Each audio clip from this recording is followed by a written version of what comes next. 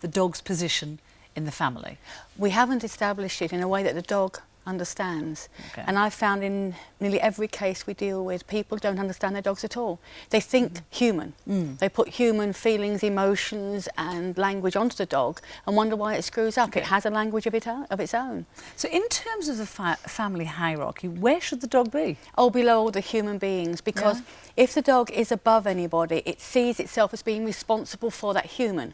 Let's explain. This is what I find totally fascinating. Yeah. You have spent time with wolves, and as people may or may not know, there is always an alpha male in a pack of wolves, which is in charge. Male and female. Male and female. Always the alpha pair. Okay, which are in charge. They set the pace. They tell everyone what to do. Yeah. Now, you're saying that this is how it has to be with the dog. The human Must has be. to be the alpha male or female. Yeah.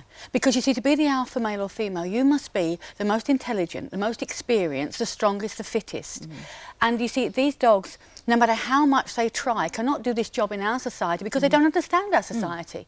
They just can't do it. And you see, another thing, an alpha pair are always responsible for the rest of the pack. Well, if you get dogs that are looking after people and they go off shopping or to school or whatever, the dogs worry. This is why you get destruction in the home. Right. Now, is that why your two dogs look so cool here? Because they're not worried. They don't have to make any decisions. There's no decision making. I mean, these two, the only decision they have to make is to, of their own free will, stay with me and to do as I ask. And that's it. And that's all they have to do. So there's no hassle for them. They are not dangerous because they are not decision making, and they're not upset. Just chilled out. I mean, they're totally chilled out. I mean, what would we? In your book, things that's a total contradiction to what I believe in. Things like when you come in from work and your dog runs at you, as all dogs do. You say to ignore it for 5 minutes. Yes, because you see, when it's running at you, what it's saying is, where the heck have you been? Yeah. I've been at home here worried sick about you. Yeah. Yeah. That's what it's doing, and putting you in your place. Yeah. And then you pay it homage. You go, sorry, Your Majesty, oh, great one. I was, so naughty. And people get upset because they think that... So what should we do? Just walk past them like... What if your dog's licking you? Yes, I know, but you see, the thing is, it's whose need. Yeah. You know, if you've got to be fair about this. If you do pay it homage when you come in the door, it's never going to give up the job. So if it pulls on a lead, jumps up, runs off and doesn't come back, if it chews up your furniture, if it's aggressive, if it's nervous, it's afraid of noises, all these things come about a dog that believes in its own authority. This is nothing you say. You say that when your dog is pulling on the lead, that's because he's confused and thinks he's the alpha male. Well, he's not confused. He's a leader. He's the leader. You've given him a job. You've given him a job of leader, so don't ask him not to lead because you've given him the darn job. So he thinks he's taking you out for a walk. Yeah, on the hunt.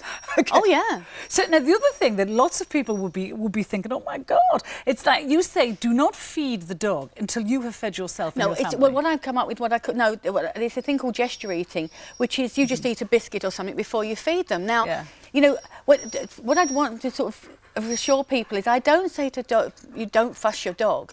You give it as much affection, but from a different direction. Yeah. So you gesture eat, yes, because in the pack, the alpha pair eat first. Right. They're the ones that have their food first. They must, because they're the ones that have to sustain the rest of the pack. And the rest of the pack respect that. So if you gesture eat and then put your dog's food down and walk away from it, the dog says, yeah, that's my turn. It sees you as leader. And but it's a whole series of subtle instructions to the dog that means they haven't got to worry. You have an advantage over most people, is that you have spent 20 years studying dog language. Well, no, I'll be honest, first of all, I want people to get this wrong. I actually did the obedience. I actually did all that. Yeah. I was one of those people that did it by enforcement, subtly, but it was still enforcement. Yeah. And then I saw Monty Roberts, the horse whisperer. And I thought, well, if you can do it with horses, you've got to be able to do this with dogs. Yeah. So then I really set about it, big time, to learn the job. And do you know what they're saying to each other then? Well, they're not actually saying it. It's communication going on all the time. Okay. You see, if I were to take one of these, if I took Sasha outside, and after 10 minutes brought her back in, her and Sadie would have to reunite after a separation. They go to their little ritual, which is what they have to do. So yes, it's not so much understanding what they're saying, it's understanding what they're getting across to one another. It's the language. So that's all I had to do, was mimic that. Jennifer, we're running out of time, but thank you. You've got 10 dogs at home. I bet they're very lucky dogs. Thank you for coming. Thank you. Okay, now...